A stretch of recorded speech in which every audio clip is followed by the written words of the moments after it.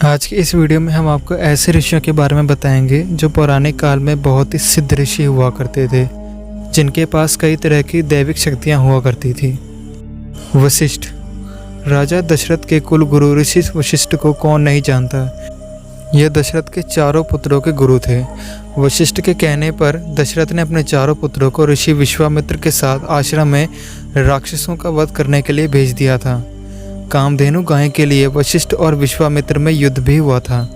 वशिष्ठ ने राज सत्ता पर अंकुश का विचार दिया तो उन्हीं के गुरु के मैत्रावरुण वशिष्ठ ने सरस्वती नदी के किनारे 100 सूक्त एक साथ रचकर नया इतिहास बनाया। विश्वामित्र। ऋषि होने के पूर्व विश्वामित्र राजा थे और ऋषि वशिष्ठ से कामधेनु गाय को हड़पने के लिए उन्होंने युद्ध किया था, लेकिन वे हार गए। इस हार ने ही उन्हें घोर तपस्या करने के लिए प्रेरित किया। विश्वामित्र की तपस्या और मेनका द्वारा उनकी तपस्या भंग करने की कथा जगत प्रसिद्ध है। विश्वामित्र ने अपनी तपस्या के बल पर त्रिशंकु को सशरीर स्वर्ग भी भेज दिया था, लेकिन स्वर्ग में उन्हें जगह नहीं मिली तो विश्वामित्र ने एक नए स्वर्ग की रचना कर डाली। इसी तरह ऋषि विश्वामित्र के असंख्य किस्से हैं। माना जाता है कि हरिद्वार में आज जहाँ शांति कुंज है, उसी स्थान पर विश्वामित्र ने घोर तपस्या करके इंद्र से रुष्ट होकर एक अलग स्वर्ग की रचना की थी। विश्वामित्र ने इस देश को रचा बनाने की विद्या दी और गायत्री मन की रचना की, जो भारत के हृदय में और जीवा पर हजारों सालों तक चला आ रहा है। ऋषि अगस्त्य। पौराणिक मान्यताओं के अनुसार एक बार देवताओं और राक्षसों के बीच भयंकर युद्ध हुआ। देवताओं ने वृत्तासुर नाम के प्रमुख राक्षस का वध कर दिया। अपने भयभीत होकर राक्षस इधर उधर भागने लगे। कुछ राक्षस समुद्र में जाकर छिप गए। वे अंधेरे में बाहर निकलते और ऋषि मुनियों, देवताओं और अन्य महान पुरुषों का वध करके फिर से समुद्र में छिप जाते। इससे परेशान होकर देवता विष्णु जी के पास पहुँचे। विष्णु जी ने कहा कि इसका एक ही उपाय है, अगर सारा समुद्र सूख जाए तो राक्षस बाहर आ जाएंगे। इस काम में सिर्फ एक ही महापुरुष मदद कर सकते हैं, वो है ऋषि अगस्त्य। इसके बाद सभी देवता ऋषि अगस्त्य के पास पहुँचे। ऋषि अगस्त्य ने उनकी बातें सुनी और उनके साथ चल दिए। ऋषि अगस्त्य ने समुद्र का सारा पानी पी लिया। फिर छिपे हुए राक्षस नजर आ गए और देवताओं ने उनका वध कर दिया। जब समुद्र पूरा सूख गया तो देवताओं ने अगस्त्य ऋषि से पानी वापस भरने की अपील की, मगर अगस्त्य ने उनके सामने हाथ जोड़ लिए और कहा कि उनके बस का नहीं है। धरती पर अकाल का संकट आ गया। सभी देवता वहां ब्रह्मा जी के पास पहुंच गए।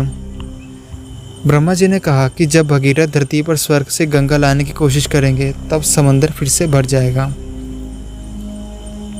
ऋषि अगस्त्य से जुड़ी एक और कथा है। कहते हैं कि एक बार भारत के मध्य में बसे विंध्य पर्वत को मेरु पर्वत से जलन हो गई। वह मेरु पर्वत जितना बड़ा बनना चाहता था। विंध्य पर्वत ने खुद को इतना ऊंचा उठा लिया कि वो आसमान तक जा पहुंचा।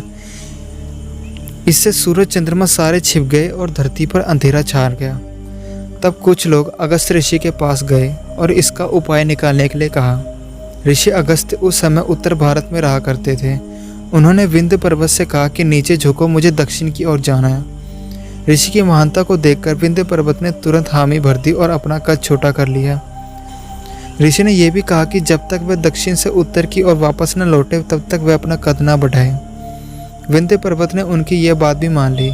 ऋषि अगस्त्य फिर दक्षिण वापस आए और वहीं बस गए। वह कभी उत्तर की ओर गए ही नहीं। ऋषि भृगु।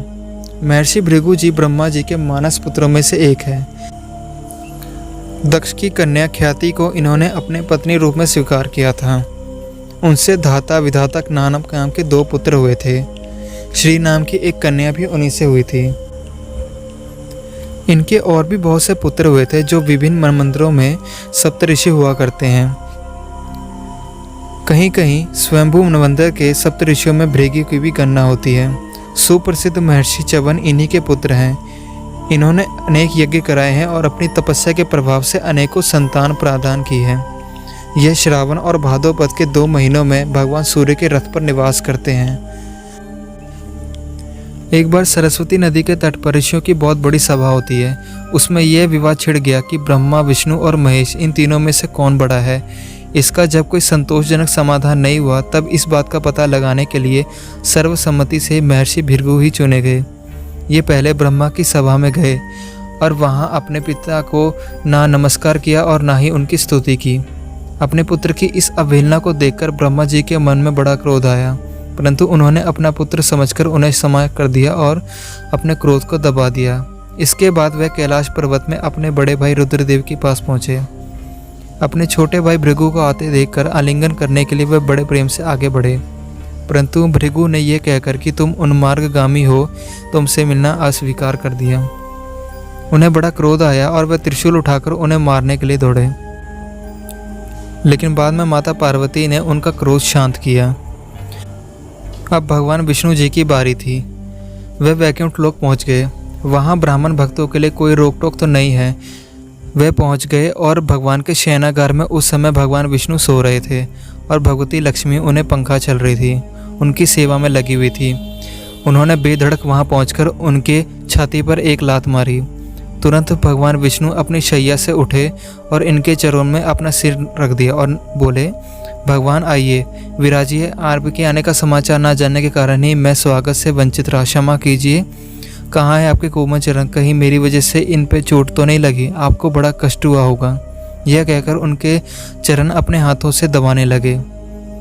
उन्होंने कहा, ब्राह्मण देवता, आपने मुझ पर बड़ी कृपा की है। अब ये आपके चरणों की धूलि मेरे लिए सर्वदा हृदय पर रहेगी। कुछ समय के बाद वह वहाँ से वापस लौटकर ऋषियों की मंडली में आए और अपना अनुभव सुनाया। तो ये थी हमारी आज की वीडियो। आपको ये वीडियो कैसी लगी हमें कमेंट बॉक्स में ज़रूर बताइए। Thanks for watching.